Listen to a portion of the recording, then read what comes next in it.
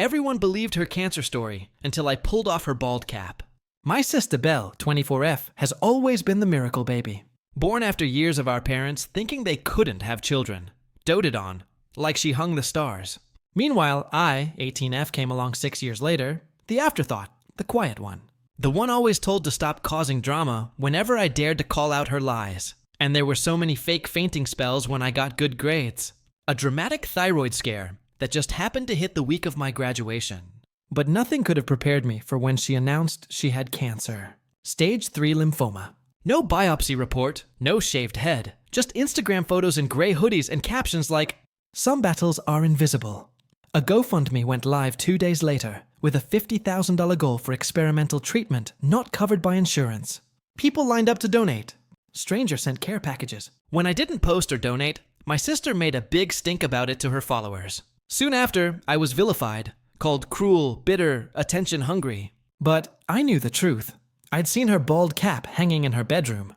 I'd heard her rehearse a crying video take after take. I stayed quiet because I always had. But then, out of nowhere, my aunt sent me an invite to her charity gala.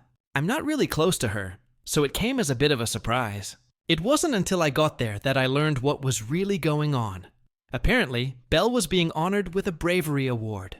She gave a tearful speech in front of 200 people, kids, cancer survivors, families in real pain, and thanked the angels who kept her going. That was when I snapped. I stood off stage, watching her fake white tears under her silk head wrap, the latex seam of her bald cap peeking out when she hugged a sponsor. I'd already noticed inconsistencies. Chemo fatigue, the same day she went paddleboarding. Hospital days that didn't match the date stamps on her TikToks from brunch. So, I stepped forward right as she posed with the mayor and said loud enough for the mic to catch, "Want to show them what's really under there?" She laughed nervously, but I didn't. I walked up, pulled off her scarf, and then peeled off the bald cap. Gasps erupted and someone screamed. Her perfectly styled hair tumbled down, and she froze. I informed everyone that she was a liar and manipulator who did all of this for attention and money. My aunt turned to her and asked if it was true. Belle just laughed nervously, and the host snatched the plaque from her hands. I left right after, not wanting to deal with the storm my sister was about to bring down onto me. Later, I saw that the GoFundMe was frozen as dozens of people had reported her. She built her sympathy on lies. My sister Belle was always the miracle child, the golden girl of our family. My parents used to say she was the answer to their prayers after years of infertility. When she was born, they treated her like sunlight in human form. Every birthday was a production, every scraped knee a tragedy. And when I came along 6 years later, I was the afterthought. The quiet, awkward one. The one who was told, "Don't make a fuss," or "You're just jealous of your sister." I learned early that Belle's world revolved around attention. When I got good grades, she fainted at the dinner table. When I made the soccer team, she suddenly had heart palpitations. Once, the week of my high school graduation, she dramatically announced she might need thyroid surgery. And, of course, every conversation turned back to her. My parents rushed around like she was made of glass, and I was just the background noise. But then she outdid herself. One morning, she called the family into the living room, pale-faced and trembling. "It's cancer," she whispered. "Stage 3 lymphoma." My mom broke into tears instantly. My dad hugged her like the world was ending. And Belle? She just sat there, solemn and beautiful, like a tragic heroine. But there were things that didn't add up. No biopsy reports. No doctor's notes. She never lost weight, never shaved her head, never looked sick. Just posted a stream of moody Instagram photos in oversized gray hoodies with captions like, "Some battles are invisible." Within 2 days, there was a GoFundMe. $50,000 for experimental treatments not covered by insurance. People donated thousands in hours. Family friends who'd ignored me for years were suddenly calling to say how brave Belle was. Companies sent care packages, and the more attention she got, the more she glowed. When I didn't post or donate, she noticed. Oh, she made sure everyone noticed. She posted some passive-aggressive story about fake family members who can't even support you in your darkest time. Suddenly, I was public enemy number 1. The cruel sister who didn't care that her sibling was dying. But I knew the truth. One afternoon, when she left her room unlocked, I saw it, her bald cap hanging on the vanity mirror, a wig head beside it, a box of theatrical makeup on the dresser, and a script she'd been writing for a cancer update video, complete with fake crying cues. I froze. My hands shook. I wanted to scream, to record everything, to expose her right there. But I didn't. Because in my family, I was the dramatic one. I was the liar. I knew if I said anything, my parents would turn on me again, so I stayed quiet, until fate handed me the perfect moment. A few weeks later, my aunt invited me to a charity gala. It felt random. We weren't particularly close, but when I arrived, all dressed up and awkward, I saw Belle's face plastered across the event banner. She was being honored for her bravery in the fight against cancer. The world tilted. I stood there in a room filled with real cancer survivors, children with IV poles, parents who'd buried their kids. And my sister was smiling, radiant in a silk head wrap and diamond earrings. She gave a tearful speech about finding light in darkness and fighting for every breath. The audience cried. They applauded, and I snapped. Standing just off stage, I saw it, the latex seam of her bald cap peeking from under her wrap as she hugged a sponsor. The same cap I'd seen hanging in her room. My blood boiled. Want to show them what's really under there? I said, loud enough for the mic to catch. The room went silent. Belle laughed nervously. My sister's just joking, but I wasn't. I walked right up, hands steady even as my heart thundered. I tugged off her scarf. Then I peeled away the bald cap. The collective gasp that followed felt like the room itself exhaled. Someone screamed. Cameras flashed. Her perfect, glossy brown hair fell down over her shoulders, and for once, she had no words. She's been lying, I said, voice shaking but clear. There's no cancer, no treatment, just a GoFundMe and a lot of sympathy. My aunt turned to Belle, horrified. Is that true? Belle tried to laugh, to charm her way out. Oh, come on, this is just a misunderstanding. The host snatched the plaque from her hands. Get off my stage. I didn't wait to see the rest. I walked straight out of the ballroom, the echo of whispers following me. Outside, the night air hit like cold water, and for the first time in my life, I didn't care if my family hated me. Later that night, my phone exploded with notifications. The GoFundMe had been suspended. Her followers were turning on her, calling her a fraud. Screenshots of her paddleboarding, during chemo, and brunch selfies on hospital days went viral. She'd built her sympathy empire on lies, and it all crumbled in hours. Our parents were humiliated. They called me, sobbing, saying they had no idea. Maybe they didn't. Maybe they didn't want to.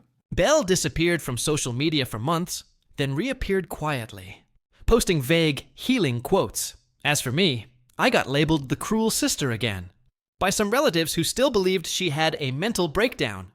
Maybe she did, but I stopped carrying the weight of her lies, because sometimes the truth is uglier than the lie. And sometimes the only way to heal is to rip the mask off in front of everyone.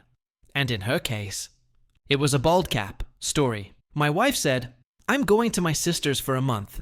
Don't call. Then posted beach photos with a male colleague. I said, enjoy your trip.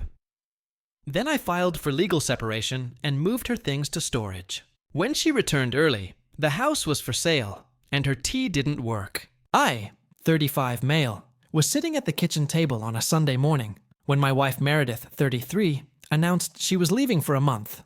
We've been married 7 years. I need some space to think.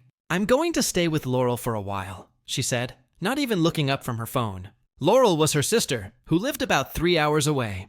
For how long? A month, maybe longer. And I don't want you calling me. I need to process things without your influence. Process what things? She rolled her eyes. Everything, us, life, just don't call me, okay? I'll reach out when I'm ready. She packed 2 suitcases and left that afternoon. Kissed me on the cheek like she was going to grab milk from the store. No discussion, no explanation, just gone. I texted once, have a safe drive. Let me know you arrived. Okay, she replied. Stop being controlling. I said, no contact. So I stopped. Monday night, my buddy Garrett called. Yo, is Meredith okay? She just posted some weird stuff on Instagram. I hadn't looked. Pulled it up. There she was. Cocktail in hand on a beach. Caption, Sometimes you need to disconnect to reconnect with yourself. Self-care, new beginnings. The beach? Laurel lived in a landlocked state. Tuesday brought more photos. Sunset dinner. 2 wine glasses visible. Caption, finding myself again. Wednesday's post was the kicker. Her and some guy Blake from her office. Paddleboarding together. His hand on her lower back in one photo. Caption, so grateful for supportive colleagues who understand the journey. At Blake Ramsey 89 colleague, right? I screenshot everything. Then I called my lawyer cousin Pete. She told me she's at her sister's, but she's clearly on vacation with another man. That's abandonment, brother. And probably adultery. What do you want to do? End it. Clean. I'll file the separation papers tomorrow. Document everything. Thursday, I started my plan. First, I called Laurel. Hey, how's Meredith doing? Is she feeling better? What? I haven't talked to Meredith in weeks.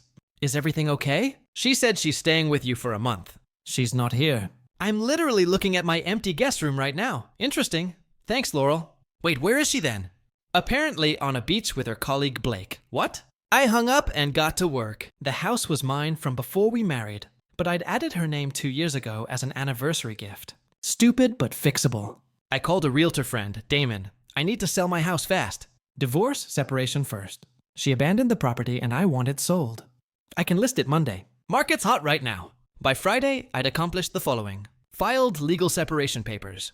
Removed her as an authorized user on all credit cards. They were all in my name anyway. Canceled her cell phone plan.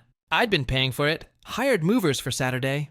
The movers came at 8 a.m. Saturday. I had them pack everything that was hers. Clothes, jewelry, her precious designer purse collection, the exercise equipment she never used, her craft supplies from her failed Etsy shop phase. All of it went into a climate-controlled storage unit. I paid for 1 month, sent her the unit info and key to her work email with a simple note.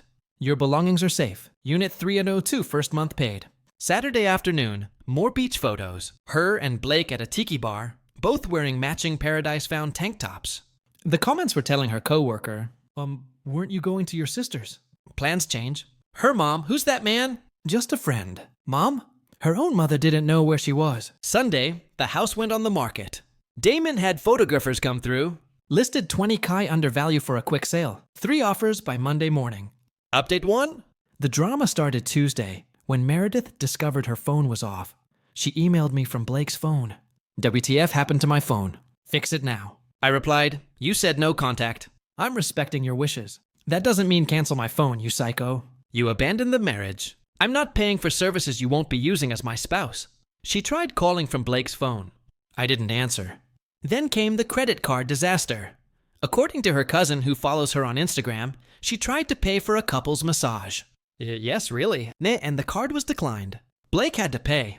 She posted a rant that she quickly deleted about financial abuse and controlling narcissists. Wednesday, her mom called me. What's going on? Meredith says you're being abusive. Did she tell you she's in Mexico with Blake instead of at Laurel's? She's where?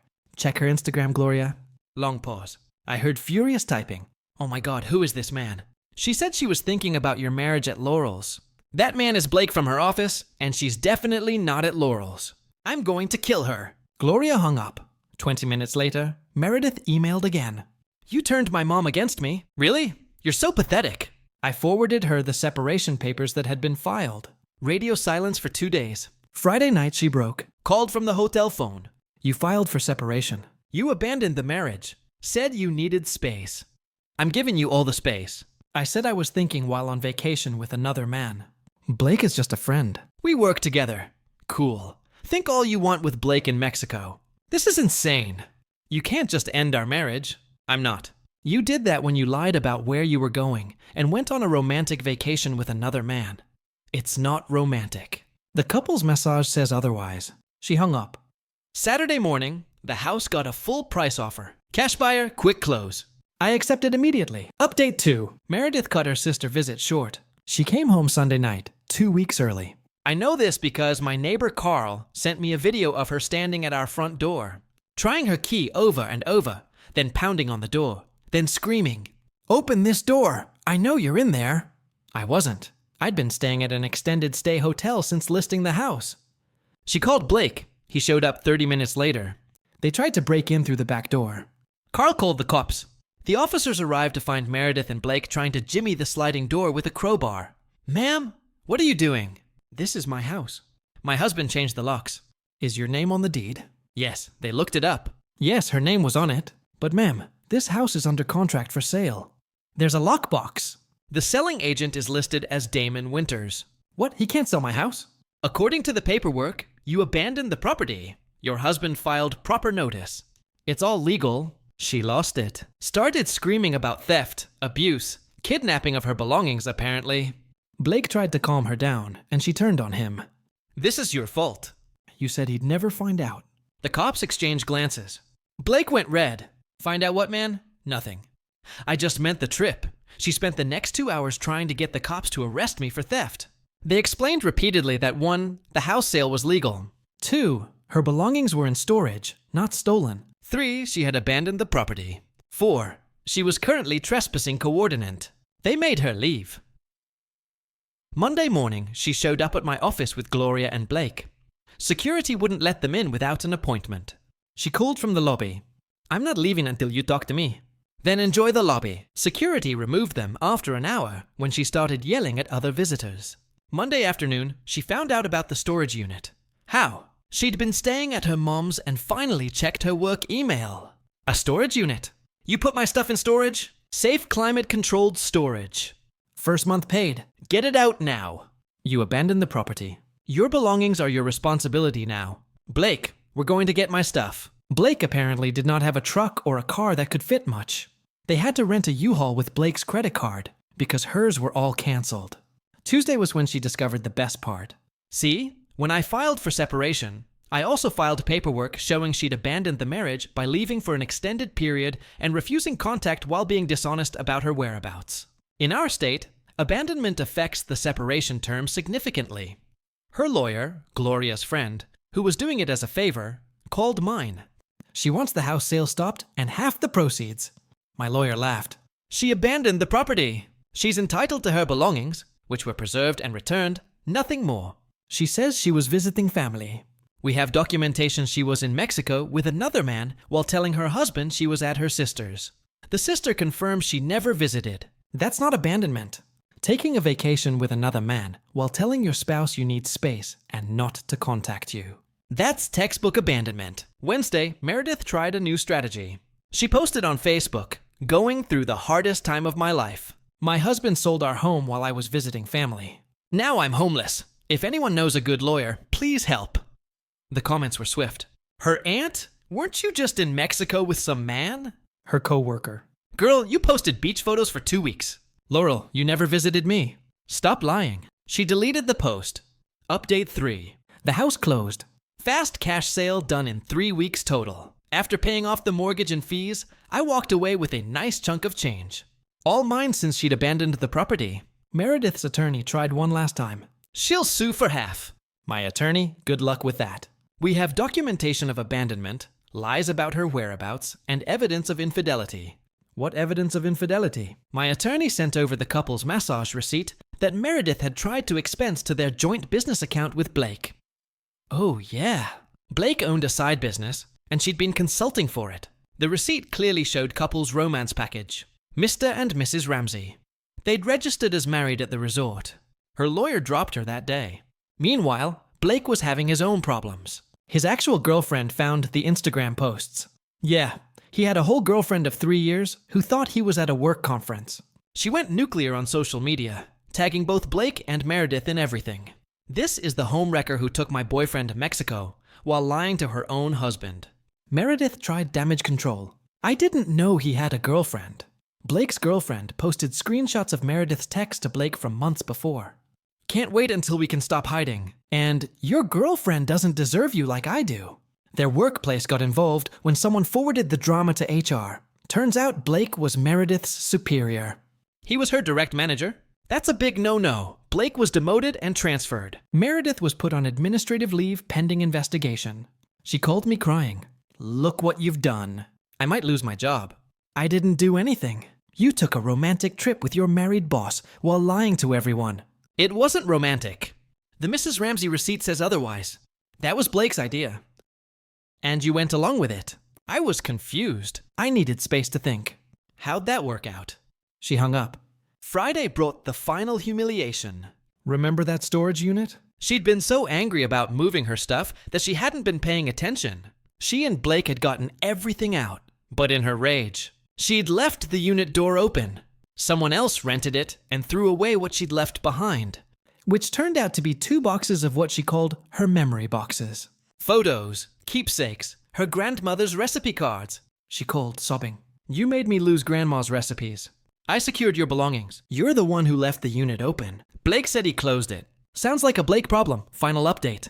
The separation is final. Meredith got nothing from the house sale. She'd abandoned the marriage, lied about her whereabouts, and committed infidelity with her boss. Clean break. She's living with Gloria now because she can't afford rent alone. And Blake dumped her the second his girlfriend threatened to take his house in their breakup. Apparently, his girlfriend's dad owned the company Blake worked for. He chose job security over Meredith. She tried one last manipulation. Showed up at my hotel crying about how she made a mistake and just needed to feel wanted. And Blake meant nothing. So you destroyed our marriage for nothing. I didn't mean to. You were always so calm, so stable. I wanted excitement. You got it. Take me back. We can work through this. No, you can't just throw away 7 years. I didn't. You did when you lied about going to Laurel's and went to Mexico with your boss instead. It was a mistake. It was a choice. Multiple choices every day for 2 weeks. She played her last card. I'm pregnant. I laughed. Actually laughed. Good luck with that. It's yours. You've been gone for a month, and we hadn't been intimate for 2 months before you left. Try again. Blake's not going to help me. Sounds like you should have thought about that before the couple's massage. She left sobbing. Last I heard, she's not actually pregnant. Gloria confirmed she was lying to try to trap me. She lost her job after the HR investigation. Blake's girlfriend took him back, but tracks his every move. Gloria is charging her rent because I didn't raise a liar. Laurel won't speak to her for using her as an alibi. She's working part-time at a call center. Meanwhile, I bought a nice condo downtown. Smaller, but it's all mine. Started dating Piper from my running club. When I told her the whole story, she said, "Wait, she literally posted photos with another man while telling you not to contact her?" The audacity. Exactly, Piper. Exactly. Got a text from an unknown number last week. I miss us. I replied, I don't lose my number. Blocked. For everyone wondering if I feel bad about selling the house? No. She made her choices. She lied, cheated, and abandoned our marriage for a fantasy with her boss. The fact that the fantasy collapsed the second it met reality isn't my problem. She wanted space. She got all the space in the world.